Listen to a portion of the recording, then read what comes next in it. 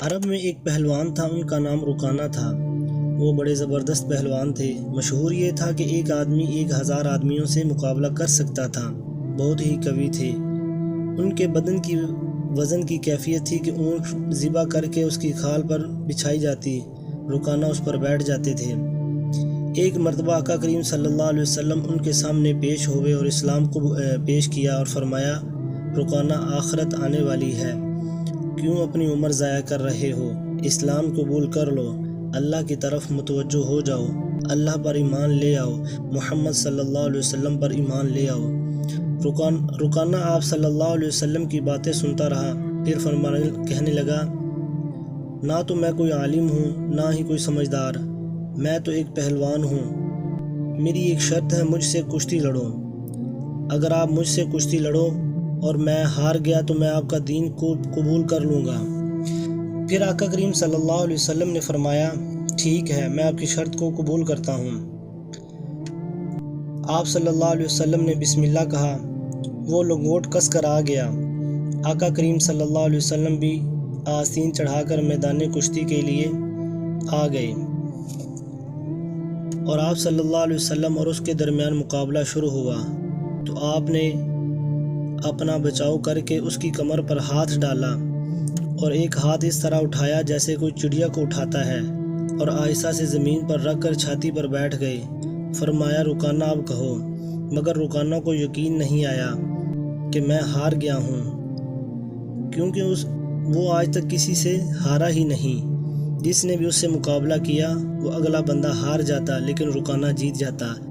اس مرتبہ آقا کریم صلی اللہ علیہ وسلم سے مقابلہ ہوا تو رکانہ ہار گیا۔ اس نے کہا کہ آپ دوبارہ مجھ سے کشتی لڑو۔ پھر آقا کریم صلی اللہ علیہ وسلم نے فرمایا، بسم اللہ۔ پھر آپ نے اس کی کمر پر اس طرح ہاتھ ڈالا اور ہاتھ ڈال کر اس کو اٹھایا اور آہستہ سے زمین پر رکھ دیا۔ اب بتاؤ، یہ شرط تمہاری ٹھہری تھی، اگر تم اسلام قبول کر لو تو یہ میرے لیے اور آپ کے لیے بہترین عمل ہے۔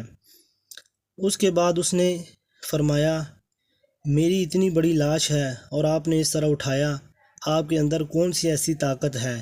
تو آقا کریم صلی اللہ علیہ وسلم نے فرمایا، میں اس اندر والی چیز کی ہی دعوت دے رہا ہوں، بدن کی دعوت نہیں دے رہا۔ چنانچہ رکانہ نے اسلام قبول کر لیا اور اسلام میں پختہ ہو گئے۔ بڑے بڑے پھر کام کیے گئے۔ ایک مرتبہ بہت سے چور آئے، رات کو بہت سے اونٹ بیت المال سے چلتے بنے۔ صبح کو پتہ چلا تو نبی کریم صلی اللہ علیہ وسلم نے فرمایا، لوگوں اس کے پیچھے دوڑو۔ حضرت رکانہ رضی اللہ عنہ نے کہا کہ میں تنہا کافی ہوں۔ چور رات میں کھڑے ہوئے تھے اور وہ لوگ تیزی سے بھاگ رہے ہوں گے، معلوم نہیں کتنے دور چلے جا چکے ہوں گے۔ حضرت رکانہ رضی اللہ عنہ دوڑ پڑے، راستے میں ان کو تھام لیا، کہا کہ سامان اور اونٹ لے کر واپس چلو۔ چنانچہ ان کو پکڑ لائے تو آقا کریم صلی اللہ علیہ وسلم نے ان کو سزا دی۔ کہنے کے مقصد یہ ہے کہ بہت سے لوگوں کے دل میں حق آ جاتا ہے تو غالب آ جاتا ہے۔ اگر تعصب نہ ہو اور واقعہ حق طلبی ہو تو حق ضرور کھل جاتا ہے۔ اور آقا کریم صلی اللہ علیہ وسلم کے کشتی لڑنے کا مقصد یہ تھا کہ اس کے اندر ایمان کی طاقت آ جائے، ایمان کی دولت سے اس کا دل بھر جائے۔ تو اللہ کے حکم سے رکانہ نے اسلام قبول کر لیا۔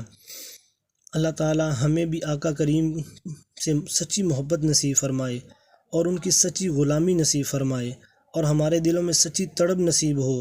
اللہ کرے ایسا ہو جائے اور آخرت میں آقا کریم صلی اللہ علیہ وسلم کا دیدار نصیب ہو۔ آمین۔